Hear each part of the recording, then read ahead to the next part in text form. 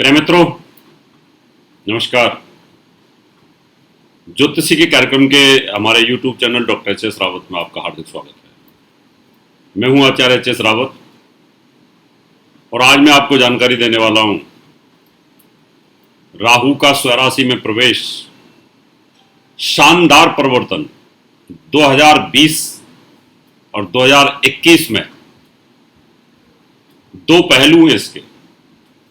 स्वराशि में प्रवेश करते ही कहते हैं ना,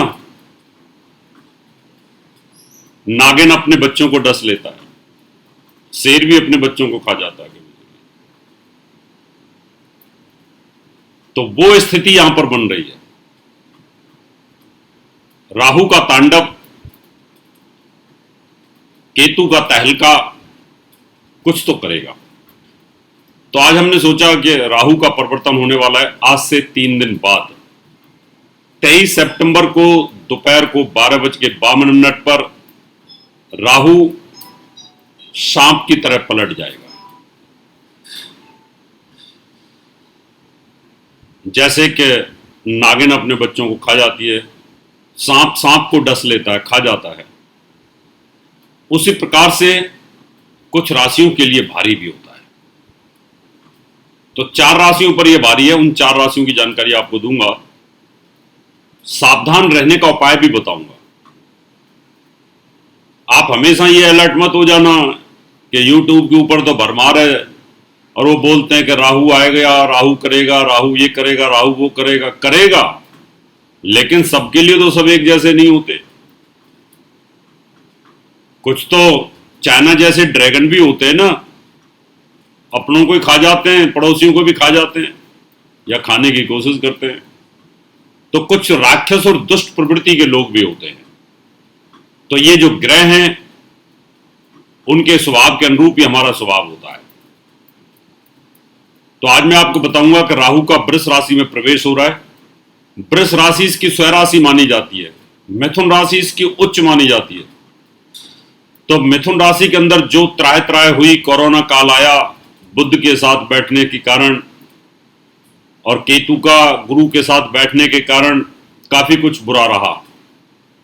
अब वृष राशि है, वृष राशि में भी कहीं ना कहीं तनाव बढ़ता हुआ दिखेगा, तांडव दिखेगा कहीं ना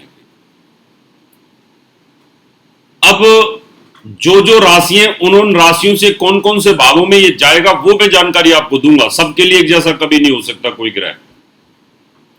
तो आज मैं आपको यही बताने वाला हूं।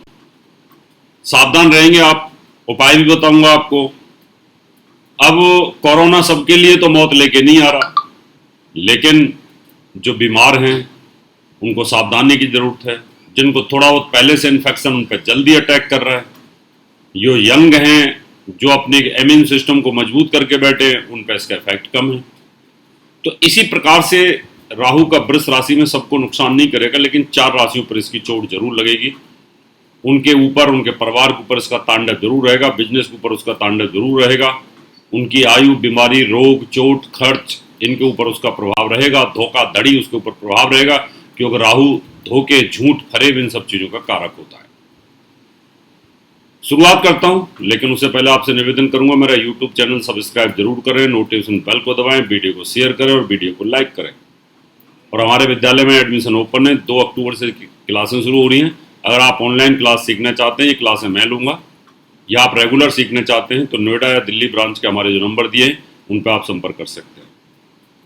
इसके 2 पार्ट हैं। पहला पार्ट फलित ज्योतिष का है, दूसरे पार्ट में बाकी के अल्टरनेट सब्जेक्ट्स हैं। इसकी एक 15,000 फीस है, एक 16,000 फीस है, दोनों की मिला के 31,000 रुपये फीस है। जो विदेश से सीखना चाहते हैं उनके लिए 51,000 रुपये फीस है। चलिए शुरुआत करते हैं। कौन कौन सी राशियों के लिए कहाँ हानिकारक हो सकता है, इसकी जानकारी आपको मैं देता हूँ। सबसे पहले बात करते हैं मीन राशि की। मीन राशि में राहु तीसरे भाव में रहेगा। गोचर के अंदर तीसरे, छठे, 10 और 11वें भाव में ये बलवान हो जाता है। बलवान होने के कारण तीसरे भाव में साहस में, पराक्रम में वृद्धि तो करेगा, लेकिन इसकी कहीं दृष्टि तो होगी। अब इसकी जो शत्रु दृष्टि है वो पिता स्थान पर है। इसकी ग्रिप के अंदर सूर्य भी है, तो हार्ट से संबंधित तकलीफ तो देगा। और इसकी मित्र दृष्टि लाभ स्थान पर, तो लाभ दे देगा। पिता को हार्ट से संबंधित तकलीफ करेगा। विवाह स्थान को देखता है, पत्नी के स्वास्थ्य पर इसका इफेक्ट आएगा।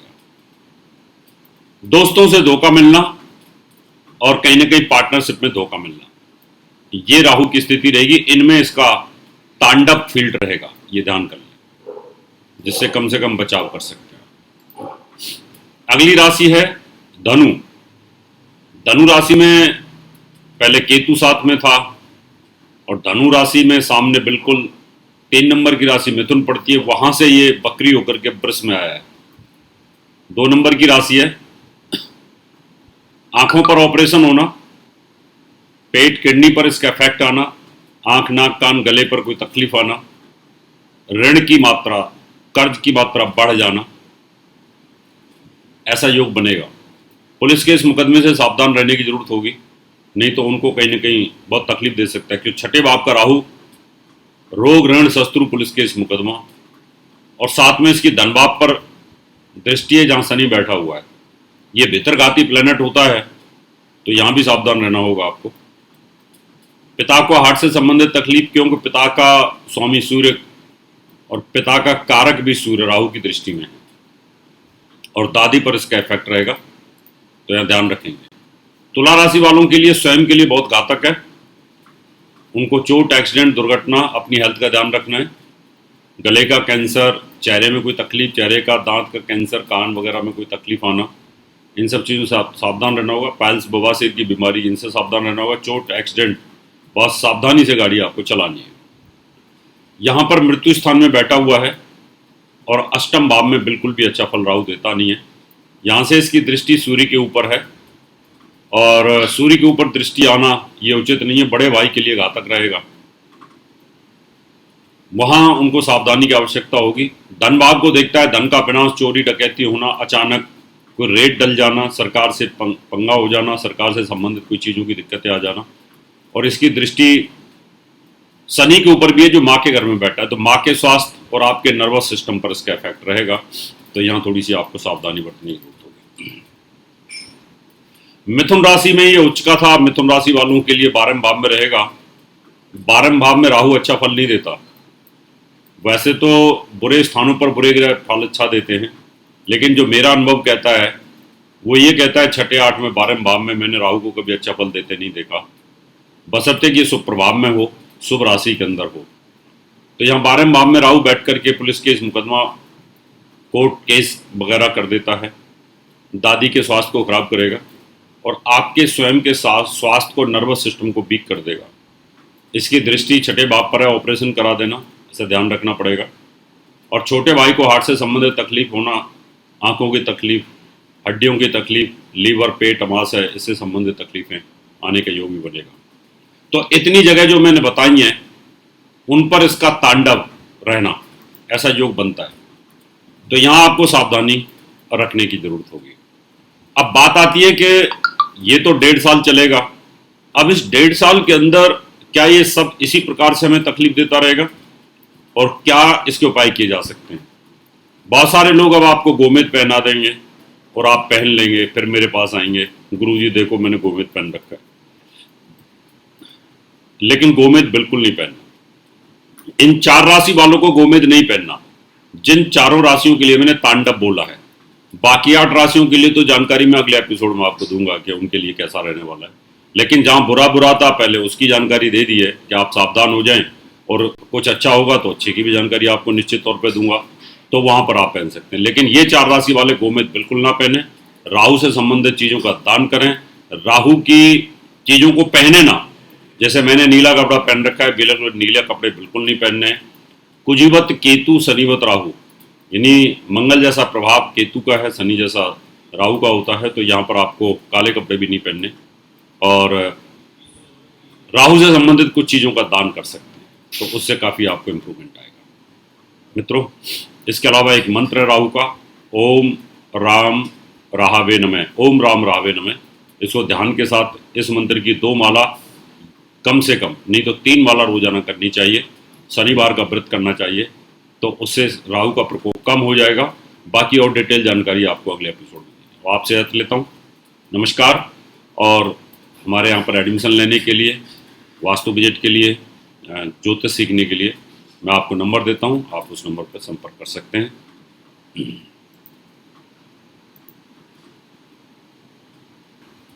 ज्योतिष सीखने के लिए ऑनलाइन व रेगुलर कोर्स के लिए एडमिशन शुरू हो चुके हैं, जिसकी क्लासें 2 अक्टूबर से शुरू हो रही हैं। ये कोर्स 6 महीने का प्रोफेशनल एस्ट्रोलॉजी कोर्स रहेगा, जिसकी क्लासें सैटरडे और संडे होंगी। इनमें जो सब्जेक्ट पढ़ाए जाएंगे उसमें पंचांग अध्ययन, कुंडली बनाने की विधि, कुंडली फलादेश, मेडिकल एस्ट्रोलॉजी, रतन ज्योतिष, व्यवसाय ज्योतिष, कुंडली मिलान, अंक ज्योतिष, वास्तुशास्त्र, प्रश्न ज्योतिष और उपाय, इनकी डिटेल जानकारी स्वयं मैं पढ़ाऊँगा। इनकी जो फीस स्ट्रक्चर है, इंडिया के अंदर आप चाहे रेगुलर सीखना चाहते हैं और चाहे आप ऑनलाइन सीखना चाहते हैं तो 31,000 रुपये है, जिसमें एडमिशन और फॉर्म के साथ 15,000 रुपये आपको डिपॉजिट करना होगा। अगर आप विदेश में सीखना चाहते हैं तो 51,000 रुपये है, वो पूरा आपको फॉर्म के साथ डिपॉजिट करना होगा। आप एडमिशन के लिए हमारी दोनों ब्रांचों में